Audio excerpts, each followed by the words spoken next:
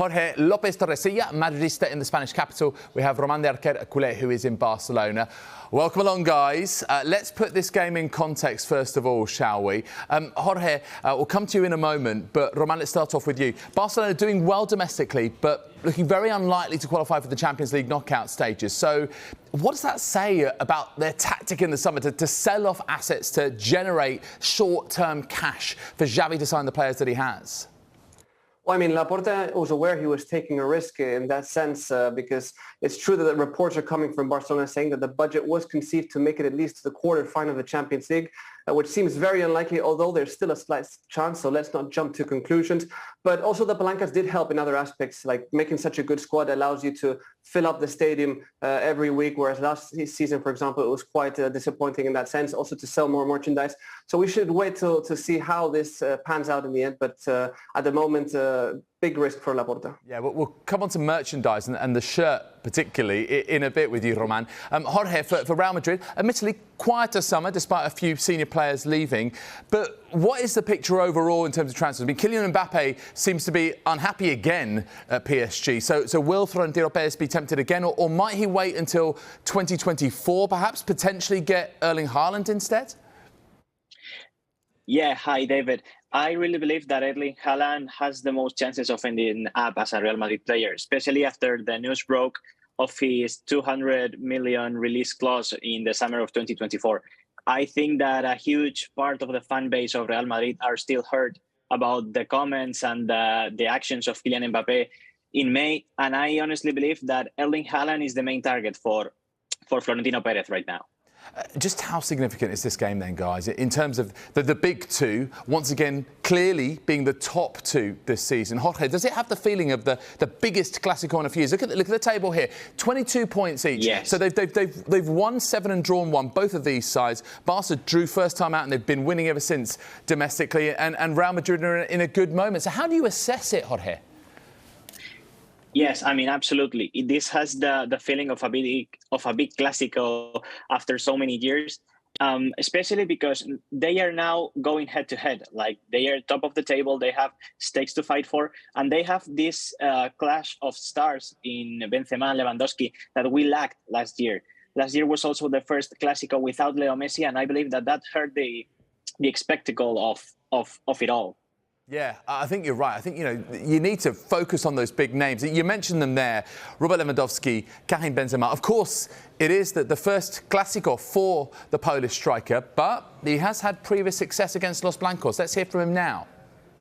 Yeah, I got a lot of questions about this, to scoring 4 goals in semi-final Champions League against Real Madrid. It's been a lot. It's like the huge history, the huge story, not about only the games against Real Madrid, also when we are talking about Champions League. And I have still this in memories, even that the next games against Real Madrid, for me, that was something special always. And I loved playing against Real Madrid because, that to playing against big team, one of the best team in the Europe, in the world, and for me, something special, and I'm ready for these big games.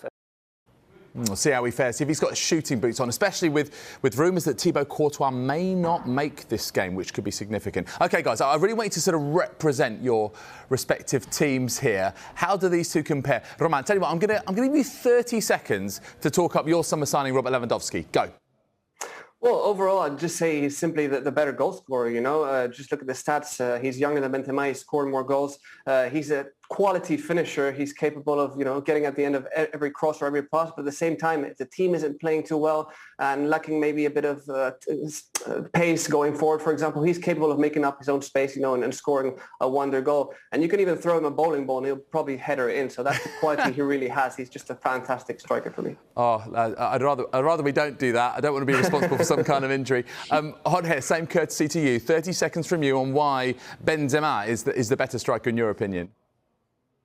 Well, I honestly believe that next week we're going to be calling Benzema the Ballon d'Or, the official Ballon d'Or, and that's because he's the best player of the best team last season. He comes from winning La Liga. He also won the Champions League, and in absolutely fashion style. He scored 3 goals against Chelsea. 3 goals against PSG. He also scored 3 goals in the 2 matches against Manchester City. I honestly believe that time will tell how Benzema's season was last season, because it was something really amazing. And I honestly believe that Benzema is the best striker in ElClásico. OK, let's talk about players maybe at the other end of their careers who are just starting to really express themselves on the world stage. Román, who would you say, which team has the better established young talent? So they're already into the first team. They're not someone who's come up from you know, Madrid Castilla or from Barça B. Anyone, let's say, younger than 23 years of age on both teams? Well, I mean, if you look at the squad, strictly speaking, the average age, Barca has a 25.4 average, whereas Madrid is 27.4. I mean, in that sense, I do think that Barca has been working in that aspect really well. Madrid, too, we have to give them credit, but Barca has like 2 youngsters, for example, like Gavi or Pedri, 18 and 19 years old, respectively. They're fundamental in Xavi's starting 11, but also fundamental for Spain for the national squad. So, I mean, that comes to prove that in a short period of time, these guys have become crucial for their coaches. And then there's other players like Balde, who's coming up in that left fullback position, looking really, really good. You've got Ansu Fati, who, despite his injury, he's got plenty of talent. So I think that Barca has more projection in that sense, even though maybe Madrid has the more consolidated player with Vinicius, who's maybe already a top player worldwide. Jorge, I've got to ask you on this one. Vinny and Rodrigo or Pedri and Gavi? Who would you have? Oof, as Spanish is so tough to choose between those two. Like, I honestly love how Pedri and Gavi play. I love their football style, but I have to go with Vinicius and Rodrigo purely because they are the ones that create the highlights. They are the one that people pay to see. So I've got to go with those two. It's the best young talent of Brazilians, the best young talent of Spain for sure. Yes. Jorge, is one advantage that Madrid have actually maybe in the dugout because of that experience of Carlo Ancelotti, who's seen it and done it and got the T-shirt, whereas for Xavi, this is his first full season as Barcelona head coach. Sure, I mean, last season Xavi proved that he can play or that he can be in these huge matches. But I think that Ancelotti's experience can really make the difference for Real Madrid. He knows exactly the tempo of the matches. He knows exactly the tempo of a Clásico that is not a normal match. And I really believe that Ancelotti may have the edge over Xavi for this one. Román, I did mention merchandise a bit earlier on. I've got to ask you about the Barcelona shirt for this game. I mean, it looks like an owl. What's going on? What's going on here? Well, it's actually part of the agreement that Spotify and Barca reached together where they mentioned that now and then they would sponsor an artist on the shirt. In this case, the owl represents the artist Drake because he's become the first singer to stream over 50 billion streams in his music. And of course, that's a big feat for Spotify, and they wanted to represent that through Barcelona. So it's more of a marketing stunt, basically. And also in the training kits, you're going to see the owl at the back of the number 50. And yeah, it's part of that agreement between Barca and Spotify, where we're going to often, I think, see other artists represented, whether it's the logos or their names, etc., on the shirt. Yeah, I mean, Sheffield Wednesday and Oldham fans will be going, hang on a minute, hang on. I think I've seen that before. I think I've seen that before. Look, finally to you both, where will this game be won or lost, and what is your prediction? How will it finish up after the 90 minutes and that final whistle blows? Jorge, you first.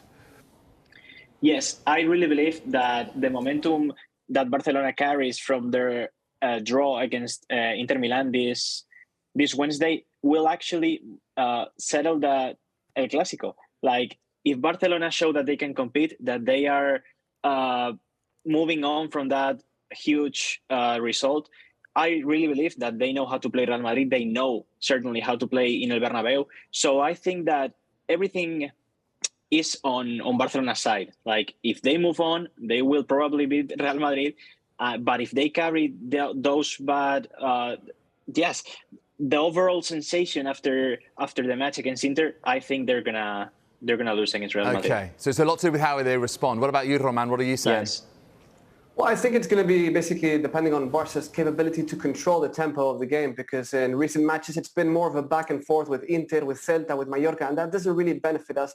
And on the other hand, that really benefits Real Madrid, because if they have space and time to play, they're really lethal in the counter-attack. So if Barca are capable of finally finding that midfield that can control the match, which I hope will be achieved, then I think Barca have a good opportunity. So I'm going to go for the visiting team, and I'll say Barca take this by 2-0.